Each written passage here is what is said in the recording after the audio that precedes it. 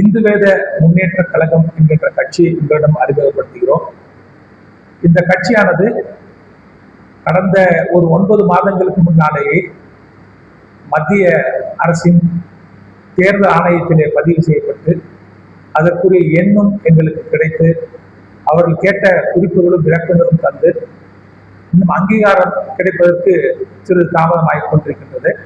அதற்குள்ளாகவே இந்த சட்டசபை தேர்தலும் வந்த காரணத்தினால் நாங்கள் சட்டசபை தேர்தலை நிற்க வேண்டும், இந்து வேத முன்னேற்ற கழகத்தின் சார்பாக இந்த சட்டசபை தேர்தலை நிற்க வேண்டும் என்று கருதி நாங்கள் நாடாளும் மக்கள் கட்சி என்ற அங்கீகரிக்கப்பட்ட கட்சியுடன் கூட்டணி அமைத்துக் கொண்டு பேனாமுனை சின்னத்தின் தேர்தலை சந்திக்கின்றோம். நாம் இப்பொழுது நமது வெற்றி வேட்பாளர் பல்லாவரத்திலே நிற்கின்ற நமது சித்தநதியை சார்ந்த சித்தநதி செல்வி அவர்கள், திரு ராஜேஸ்வரி அம்மா அவர்கள் பல்லாவர தொகுதியிலே நிற்கின்றார்.